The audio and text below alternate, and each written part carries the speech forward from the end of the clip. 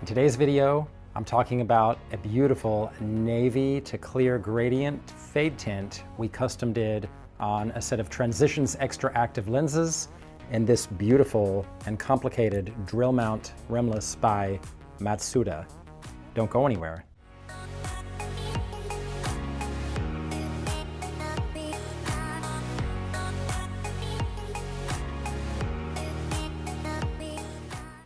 Hello and welcome to the Hicks Brunson Eyewear YouTube channel. I am your friendly neighborhood optician, Daniel Brunson, and on this channel I like to talk about some of my favorite independent eyewear brands that we carry here at the store at Hicks Brunson Eyewear. I also talk about a lot of fun ways you can customize your lenses, such as custom tinting on Transitions lenses, and that is the topic of today's video. So we had a client send us a very beautiful Matsuda, very complicated drill rimless frame design, and I'm going to share with you what we did. Matsuda is a Japanese brand. It's been around a while, and they're actually not a brand that I've ever carried here at the store, but I've had a lot of respect for this brand over the years, as I've had the opportunity to make lenses for these frames and kind of work with them from time to time. This is a rimless design by Matsuda that turned out to be very complex to make lenses for. And the main topic of today's video is just how beautiful the tint combination turned out, which we're going to get into a little later. But there you see the navy gradient tint that we did, and when you take these outdoors, they darken to the Transitions XTRActive Brown. I'm going to get to that portion of the video here in just a moment. But first, I just want to talk about the frame. Hats off to Matsuda and the designers that came up with this. It's very complicated to make lenses for. Sometimes I wonder if the designers were sitting around and they were thinking, how can we make our frames as complicated as possible for opticians like Daniel to custom make lenses for? The number of parts that go in to making a design like this, and the way the lenses have to be crafted so that it all comes together like this is one of the more complex rimless frames I've seen. You can see here there's there's actually 4 drill holes on each lens. There's one at the top, one at the nasal side, and then kind of one at the temple arm right here. But the temple arm also has a little stabilizer post. So all of these drill holes have to be placed very precisely on these lenses for this frame to come together with the symmetry that you see here. But not only that, you see this navy blue rim around the edge of the lens. Well, that's an acetate rim, and it snaps into place around the lens, and it fits into a little groove that has to be grooved around the edge of the lens. So this is what you would consider, or this is what a type of frame you would call a drill and groove. It has drill holes, and it also has a groove around the edge. So it's got all the things that have to be done to a lens.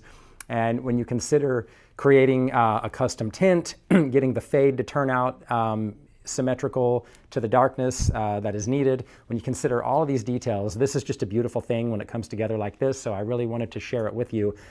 This Matsuda model, I believe, is M3121. I have no idea if it's still current or if it's an older model, but some of the craftsmanship on it is very beautiful. You can see the press work on the temple arms. I like what they've done. You have what appears to be a beta titanium temple, so that means it does go on pretty smoothly, going off and on the head. Does have adjustable nose pads, and it does have some detail work on that bridge. Look at this color though, with the antique gold titanium and the navy acetate rim that runs around the edge of the lens. What better way than to customize a lens with a navy gradient tint? And we'll just take a closer look. Oh, one last thing before I get off of the frame design. I was talking about how complex it is to make those lenses for that frame. Here's just a couple of the schematic drawings I sort of had to draw up before I cut and drilled these lenses. This one, essentially, I plotted the drill holes and the diameters of the drill holes and the distance from the edge of the lens. This one here was where I was sort of plotting up the precise location of each of the drill holes, accurate to the 1/10 of a millimeter. So everything has to be done very precise for this frame to come together, and it turned out just stunningly beautiful. I'm really happy with how it turned out. So here's just a little bit of behind the scenes work in the lab. I was talking about the complexity of this design. Each lens basically has 3 screws. Each screw is held in place by an end cap, a nut, a metal washer, and also a plastic washer. All of these had to be removed carefully and to get the lens out of the frame. And I didn't even show the part where I removed that navy blue acetate rim from around the lens. That turned out to be quite tricky from the groove. It's sized exactly to the size of the lens, but here we are looking at the uncut lenses, and I'm about to take them over to the edger. Look at that beautiful blue tint, that navy. So here we are. I've got everything inputted into my edger, my placement of my drill holes. My edger is now tracing the uncut lens and it's plotting the locations. And then here it is cutting the shape of the lens. That part looks a little messy. Now here it's already done the groove and it's drilling the precise diameter and location of the 3 drill holes plus the additional stabilizing drill hole. So all very complex and has to be, just the details are so important at these stages here. But this is kind of how it all came together, and I thought I'd just give you a quick peek at the behind the scenes. So let's talk again about the tint color. We have a navy gradient, so it's our navy that fades to clear. Comes up just like this. And we did a 30% density, so I've talked about tint densities in more detail on other videos. I'll just briefly mention 30% is kind of my standard if you want a tint color that is suitable for indoor use. You see 30% is dark enough to show up on the face just fine, but it's light enough that you can wear it indoors and you can still see just fine. And so in this particular case, we did a fade version of this, so it fades from 30% in the top to completely clear in the bottom. And it really turned out nice. I really like the color. I like the shape a lot. This is actually a shape in eyewear that a lot of designers refer to as a crown panto. Panto is a round shape, so it's a round shape, but it has a crown kind of shape on the top. And so I love this shape personally. The navy blue with the antique gold and the navy gradient tint turned out beautiful. And then of course we didn't stop there. The fun thing to do these days is to combine custom tinting with Transitions lens technology or any photochromic technology. Transitions XTRActive is what we did with this pair. And some of you may know, XTRActive is the kind of Transitions lens that is the only brand of Transitions technology that makes the claim that it will darken behind the windshield. It's capable of Category 2 darkness behind the windshield. It's the best working, functioning photochromic lens in warmer weather. I've made other videos on the differences between Transitions XTRActive and Transitions Generation S, which I'll link to in the box if you want to check that out. But in this case, we did Transitions XTRActive paired with the navy gradient. So as I like to do lately, I'm going to just darken up one side so we can see the before and after. So look at this beautiful XTRActive brown. You have a very suitable sunglass. This is very comfortable to wear outdoors. It's comfortable to wear driving. And brown is one of my favorite colors to drive in, actually, because it's a high contrast color. So it's really good on the road at keeping everything sharp and crystal clear.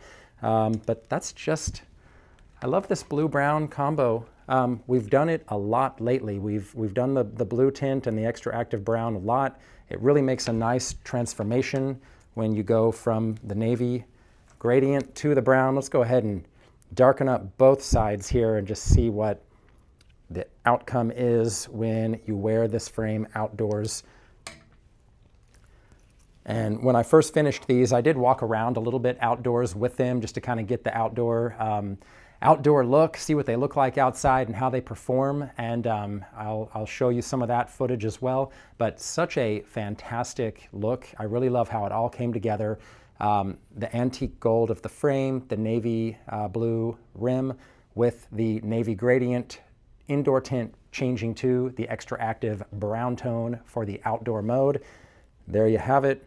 One of my favorite custom tints and transitions combos in a frame that we've done in a little while now. And that's saying something because we've done a lot of really good ones lately. There's a lot of videos up that I've been able to share some of my favorite looks, but this is just, I mean, look how good that looks. Just that combo.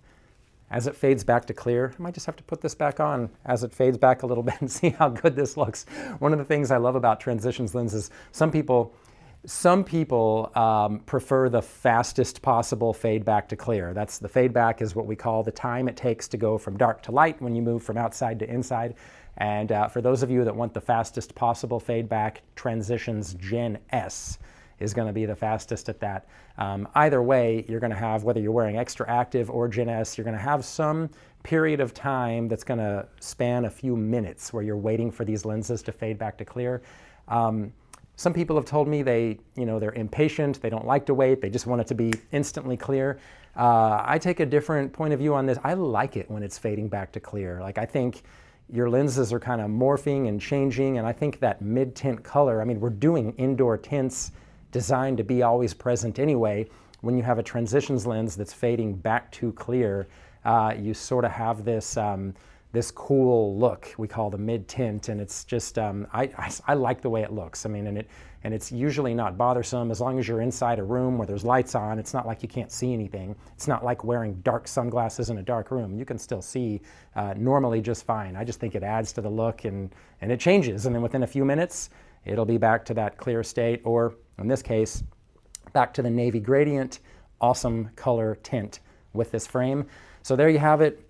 That's the Matsuda with the navy gradient on Transitions XTRActive Brown. What do you think? Is that a look you'd like to do for yourself? Do you have some idea for a tint and Transitions combo that you'd like? Let us know in the comments, or send us an email, send us a message. We'll make all of our contact information available down below, and I will see you in the next video.